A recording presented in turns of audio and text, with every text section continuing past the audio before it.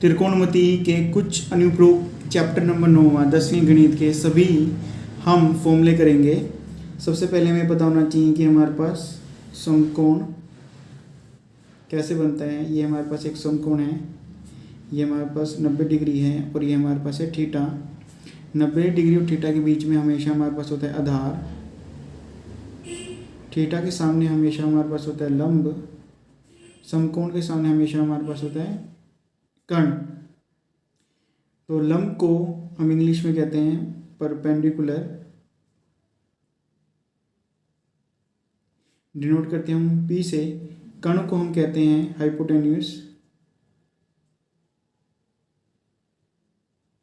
Denote करते हैं S से। आधार को हम इंग्लिश में कहते हैं बेस, डिनोट करते हैं B से। हमारे फॉर्मूले बनते हैं पंडित, बद्री, प्रसाद, हर बोले, सोना चांदी तोले, चंडीगढ़ से Chennai, sine theta, cos theta, tan theta, cosec theta, sec theta और हमारे पास बनता है कोट थीटा। जो हमारे पास फॉर्मूले निकल के आएंगे वो हमारे पास आएंगे साइन थीटा बराबर P/H, यानी कि लंब बटे में कर्ण। यानी मैं साइन थीटा को मैं लिख सकता हूँ लंब बटे में कर्ण। कोस थीटा को मैं लिख सकता हूँ B/H, आधार बटे में कर्ण।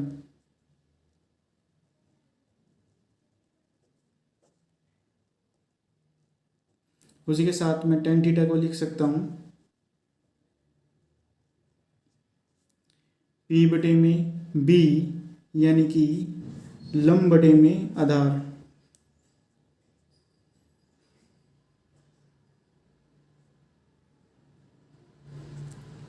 कोसेक थीटा मेरा हो जाएगा H बटे में P, कर्ण बटे में लंब।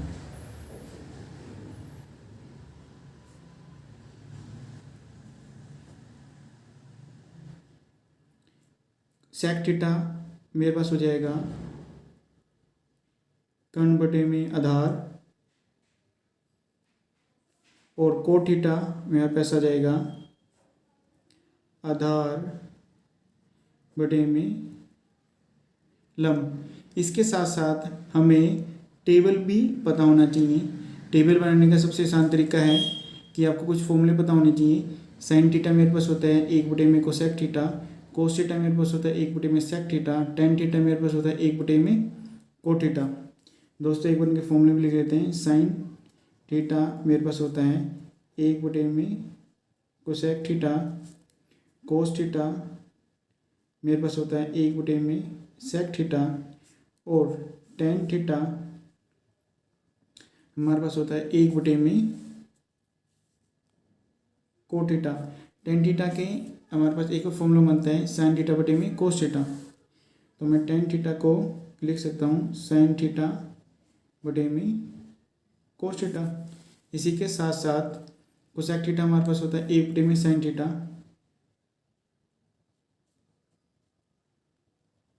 सेक थीटा हमारे पास होता है 1 में कोस थीटा,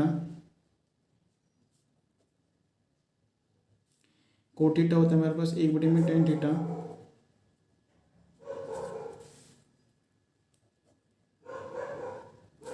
कोट थीटा का एक फॉर्मूला होता है कोस थीटा बटे में साइन थीटा।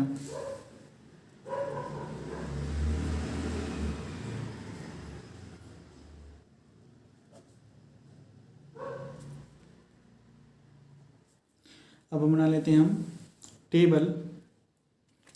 टेबल हमारा स्टार्ट होता है 0 डिग्री से, 0 डिग्री, फिर हमारे पास आता है 30 डिग्री, फिर हमारे पास आता है 45 डिग्री, फिर हमारे पास आता है 60 डिग्री, फिर हमारे पास आता है 90 डिग्री।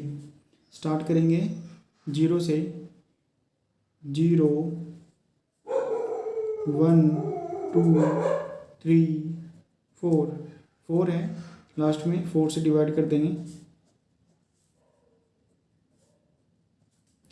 फिर इसके ऊपर लगा देंगे हम अंडर रूट, सोल्व करेंगे 0/4 अंडर रूट, तो आंसर हमारे पास आएगा 0। 1/4 का अंडर रूट आएगा हमारे पास 1/2, 2 1 जा 2 2 जा 1/√2 अंडर रूट 3/2 और ये मेरे पास है 1, तो ये मेरे पास वैल्यू हो जाएगी साइन थीटा की। अब लिख देंगे हम कोस थीटा की वैल्यू, यहाँ से स्टार्ट करेंगे 1 अंडर रूट 3/2 1/√2 1/2 और ये मेरे पास आ जाएगा 0। नेक्स्ट वैल्यू हम लिख देंगे टेन थीटा। टेन थीटा हमारे पास होता है साइन थीटा बटे में कोस थीटा, यानी कि 0/1, तो मेरे पास आएगा 0। 1/2 डिवाइडेड बाई अंडर रूट 3/2, तो मेरे पास आएगा 1/√3। 1/√2 1/√2, तो आंसर आएगा मेरे पास 1/3/2 1/2, आंसर मेरे पास आएगा अंडर√3। 1/0, तो आंसर मेरे पास आएगा इन्फिनिट। नेक्स्ट वैल्यू है हमारे पास कोसेक थीटा। कोसेक थीटा मेरे पास होता है 1/sin थीटा, तो 1/sin थीटा हम कर देंगे तो 1/0, तो मेरे पास आंसर आएगा इन्फिनिट। 1/2, तो आंसर मेरे पास होगा 2। 1/√2, तो मेरे पास अंडर√2। सबसे आसान तरीका है रिवर्स कर देंगे वैल्यू, जो डिनोमिनेटर में न्यूमरेटर में आएगा, न्यूमरेटर में डिनोमिनेटर में आ जाएगा। अंश की जगह हर लिख देंगे, हर की जगह अंश लिख देंगे, 2/√3 हो जाएगा। 1/1 मेरे पास हो जाएगा 1। नेक्स्ट वैल्यू हम ले रहे हैं सेक थीटा। सेक थीटा की मेरे पास वैल्यू होते हैं 1/cos थीटा। जहाँ जहाँ cos थीटा है उसको बटे में कर देना है 1/1, तो मेरे पास हो जाएगा 1। वैल्यू रिवर्स कर देते हैं 2/√3 अंडर√2 2/1, तो ये मेरे पास हो जाएगा 1/0 इन्फिनिट। नेक्स्ट वैल्यू हमारे पास है कोट थीटा। कोट थीटा हमारे पास होता है 1 में tan थीटा, तो हमारे पास वैल्यू होगी 1/0 इन्फिनिट हो जाएगी। रिवर्स कर देंगे वैल्यू, ये अंडर√3 हो जाएगी, 1/1 1 हो जाएगी, 1/√3 हो जाएगी, 1/इन्फिनिट, तो मेरे पास आ जाएगा 0। हमें एक चीज़ के ऊपर ध्यान देना है, नोट में हम लिख लेते हैं, जब भी हमारे पास वैल्यू 1/0 आएगी तो आंसर हमारे पास होगा इन्फिनिट। अगर 1/इन्फिनिट होगी तो आंसर हमारे पास होगा 0। यही थे आपके त्रिकोणमिति के कुछ अनुप्रयोग के सभी फॉर्मूले। इनमें से ही आपके सभी फॉर्मूले लगेंगे।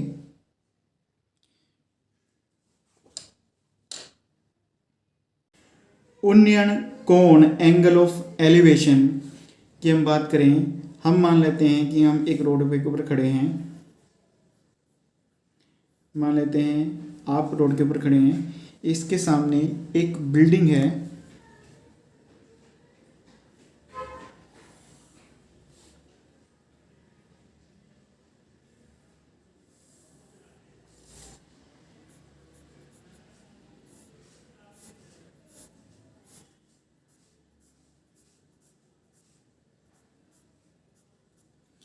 इस बिल्डिंग के आप इस ऊपर वाले हिस्से को, टॉप को देख रहे हो, तो आपकी आंखों से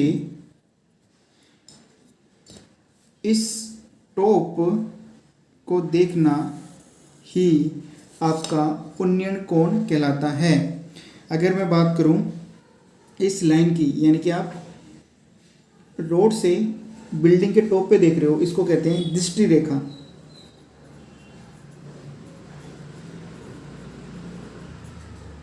और इंग्लिश में कहते हैं लाइन ऑफ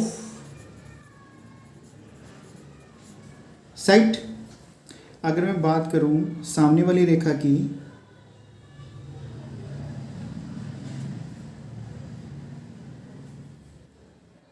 जो कि मैं बिल्कुल सामने खड़े होकर देखूंगा बिल्डिंग को, इसको हम कहते हैं क्षैतिज रेखा।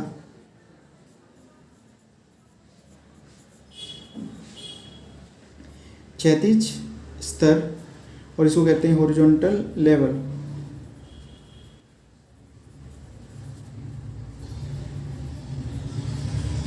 और जो ये कोण बनेगा, यही मेरा थीटा होगा उन्नयन कोण, यानी कि जो मेरा थीटा निकल के आया ये उन्नयन कौन है, उन्नयन कोण और एंगल ऑफ एलिवेशन। जब मैं ज़मीन से खड़ा होके ऊपर की तरफ किसी बिल्डिंग को देखूंगा, उस रेखा को हम बोलेंगे दृष्टि रेखा, लाइन ऑफ साइट। और मैं सामने खड़ा होके बिल्डिंग को देखूंगा, उसको कहते हैं क्षैतिज स्तर, हॉरिजॉन्टल लेवल। ये ठीक था कि हमारे पास वैल्यू पुट करनी है 30 डिग्री, 45 डिग्री और 60 डिग्री इस्तेमाल की जाती हैं मेनली।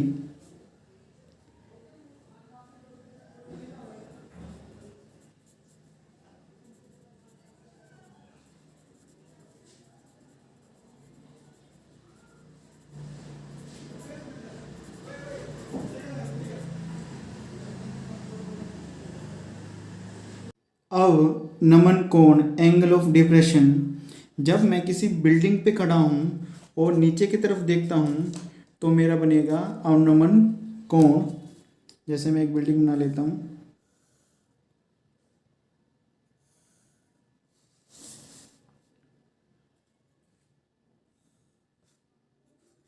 और मैं इस बिल्डिंग के ऊपर खड़ा हूँ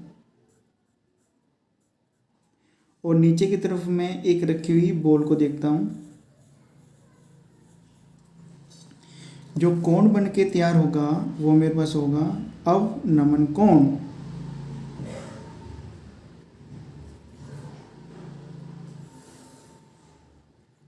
जब मैं सामने की तरफ देखता हूँ तो मेरा बन के तैयार होगी क्षैतिज स्तर, हॉरिजॉन्टल लेवल।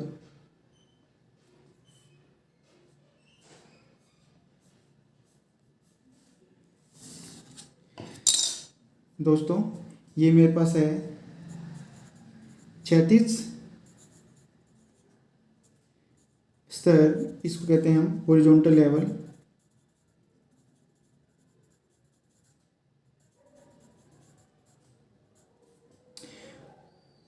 क्षैतिज स्तर और इस रेखा को हम कहते हैं दृष्टि रेखा।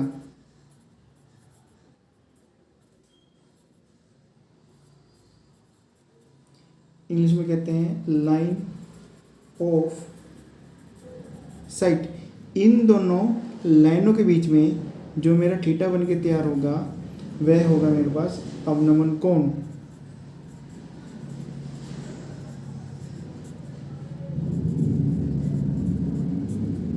इंग्लिश में कहते हैं एंगल ऑफ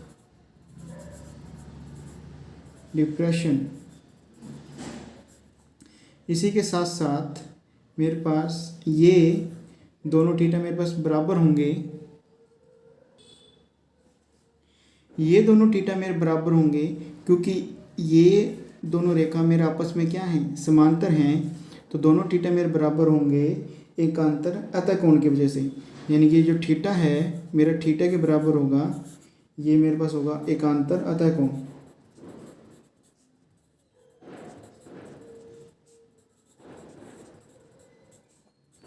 और हम इंग्लिश में इसको कहते हैं अल्टरनेट इंटीरियर एंगल।